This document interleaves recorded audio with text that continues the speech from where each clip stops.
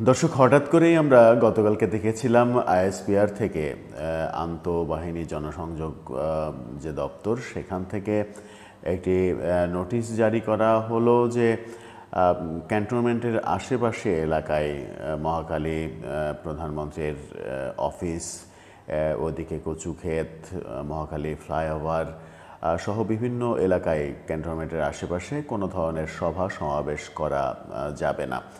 সাধারণত এই কাজটি করার কথা পুলিশের তরফ থেকে, কিন্তু যখন আইএসপিআর থেকে করা হলো তখন প্রশ্ন জাগে যে কেন এটা আইএসপিআর থেকে করা হলো। তাহলে কি পুলিশ বাহিনী আসলে পেরে উঠছে না আইন শৃঙ্খলা রক্ষার কাজে?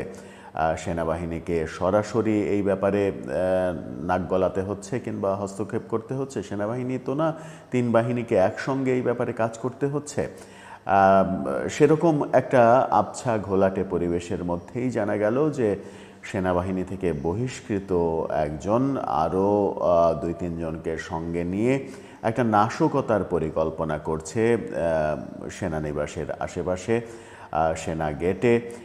এরকম পরিকল্পনা জেনে ফেলার পরে তাকে আটকও করা হয়েছে এবং নানা ধরনের খবর ছড়িয়ে পড়ছে। বাংলাদেশের বর্তমান সরকার আদৌ আইন শৃঙ্খলা রক্ষার কাজে সফল হচ্ছে কিনা সেই প্রশ্নটা তো রয়েছেই। সেইখানে আইএসপিআরের এই বিজ্ঞপ্তিটা জনমনে নতুন করে এক ধরনের প্রশ্ন তৈরি করেছে, কি হচ্ছে। অন্যদিকে এর পেছনে আর একটা কারণও আলোচনা হচ্ছে, সেটা নিয়ে আলোচনা করব এই ভিডিওতে। বলছিলাম, গতকালকে হঠাৎ করে আইএসপিআরের যে বিজ্ঞপ্তি, সেখানে বলা হয় যে রোববার থেকে পরবর্তী নির্দেশ না দেয়া পর্যন্ত কচুক্ষেত সড়ক বিজয় সরণি হতে প্রধান উপদেষ্টার কার্যালয় হয়ে বীরশ্রেষ্ঠ জাহাঙ্গীর গেট সংলগ্ন এলাকা, বিএফ শাইন কলেজ হতে মহাখালী ফ্লাইওভার সংলগ্ন এলাকা, সৈনিক ক্লাব মোড়, ভাসানটেক, মাটিকাটা, ইসিবি চত্বর ও তৎসংলগ্ন এলাকায় সকল প্রকার সভা সমাবেশ, মিছিল, শোভাযাত্রা, বিক্ষোভ প্রদর্শন নিষিদ্ধ করা হলো। শুধু সেটা না, আরেকটা বিজ্ঞপ্তি আইএসপিআর থেকে প্রকাশ করা হয়েছে। সেখানেই মূলত একটা তথ্য সামনে এসেছে। সেই তথ্যটা কি? আরেকটা বিজ্ঞপ্তিতে জানানো হয়, নাশকতা ও বিশৃঙ্খল পরিবেশ সৃষ্টির অভিযোগে বাংলাদেশ সেনাবাহিনীর বরখাস্তকৃত সৈনিক নাইমুল ইসলাম ও তার 2 সহযোগীকে গ্রেপ্তার করেছে আইনশৃঙ্খলা বাহিনীর সদস্য। সেখানে বলা হয়, বরখাস্তকৃত ওই সৈনিক রোববার ঢাকা সেনানিবাসের প্রবেশপথে বিক্ষোভ সমাবেশের নামে বড় ধরনের নাশকতা সৃষ্টির পরিকল্পনা করছিলেন এবং বিভিন্ন সোশ্যাল মিডিয়ায় এ সংক্রান্ত বিভিন্ন উস্কানিমূলক প্রচারণাও চালিয়ে আসছিলেন। এই বহিষ্কৃত দুটো খবরেরই আপনারা স্ক্রিনশট দেখে নিতে পারেন। আইএসপিআর যেটা বলছে, সেই আইএসপিআরের নিউজটা এবং যে যাকে গ্রেপ্তার করা হয়েছে নাইমুল, তার ছবিটাও আপনারা দেখে নিতে পারেন।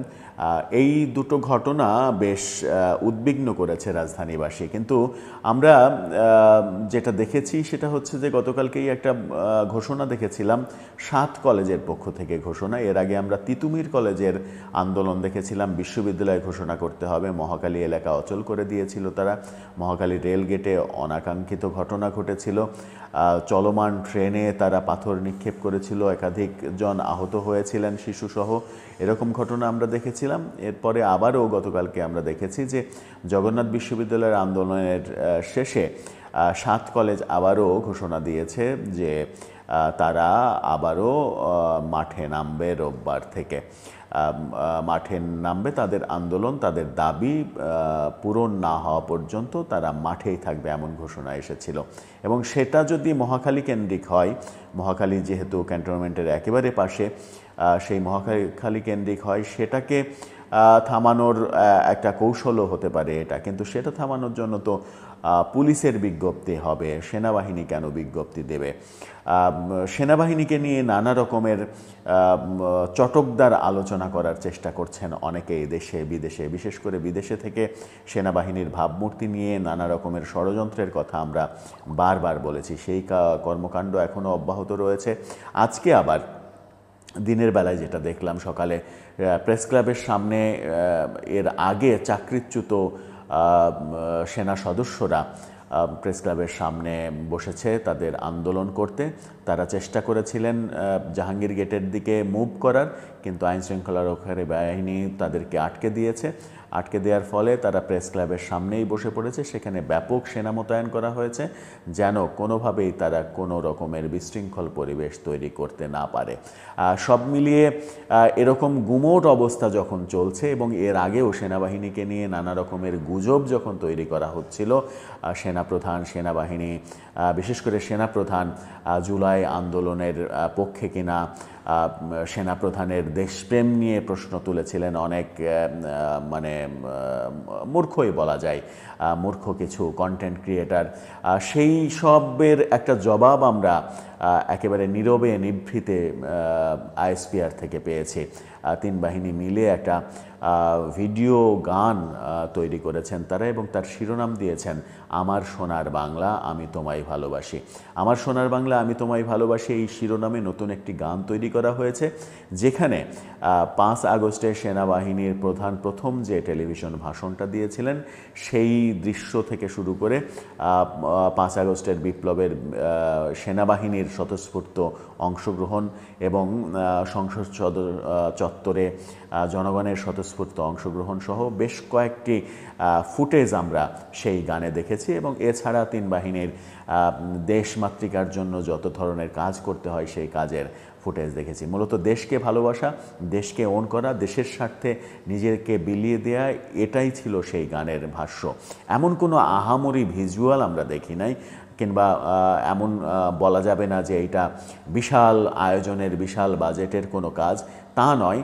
খুবই সাদামাটা সাধারণভাবেই উপস্থাপন করা, কিন্তু সেখানে একটা মেসেজ রয়েছে। সেই মেসেজটা কি সাম্প্রতিক সময়ে সেনাবাহিনীকে নিয়ে তৈরি বিতর্কের একটা নীরব জবাব দেয়া হলো, নাকি আর একটা প্রসঙ্গ যে এই গানের শিরোনাম, এই ভিজুয়াল জিনিসের যে শিরোনাম করা হলো আমার সোনার বাংলা আমি তোমায় ভালোবাসি, এটার মাধ্যমে কি একটা বার্তা দেয়া হলো যারা জাতীয় সঙ্গীত নিয়ে ষড়যন্ত্র করছে, জাতীয় সঙ্গীতের বিপক্ষে যারা অবস্থান নিচ্ছে, তিন বাহিনীর থেকে জানিয়ে দেয়া হলো যে তিন বাহিনী জাতীয় সঙ্গীতের মর্যাদা রক্ষার্থে নিজেদেরকে উৎসর্গ করবে। সেই বার্তাই কি তারা দিলেন? ব্যাপারটা যদিও পরিষ্কার নয়, তবে এটুকু নিশ্চিত যে সেনাবাহিনীকে নিয়ে, তিন বাহিনীকে নিয়ে যাচ্ছে তাই বাজে মন্তব্য যারা করছিলেন তাদের মুখে অনেকটা ঝাঁটা মারার মতো এই কাজটা করেছে। অসাধারণ একটা কাজ করেছে তারা, এবং এই কাজের মধ্য দিয়ে তারা আরেকবার প্রমাণ করলেন যে সেনাবাহিনী সর্বদাই রয়েছেন দেশের পক্ষে, দেশমাতৃকার জন্য তারা জীবন দিতে প্রস্তুত। এত কিছুর পরেও সেনাবাহিনীকে নিয়ে ষড়যন্ত্রগুলো থামবে কিনা সেটা এখনই বলা যাচ্ছে না। যেমন এই যে বহিষ্কৃত সদস্য নাইমুল, তিনি যে এরকম কর্মকাণ্ড করার চেষ্টা করেছেন, সেই চেষ্টা আপনি থামাবেন কি করে? সেই চেষ্টা যদি আপনি থামাতে না পারেন তাহলে সেনাবাহিনীর ভাবমূর্তির জন্য সেটা খুবই বাজে অবস্থা দাঁড়াবে। দর্শক, আপনার মতামত জানিয়ে এই ব্যাপারে লিখতে পারেন আমাদের কমেন্ট বক্সে।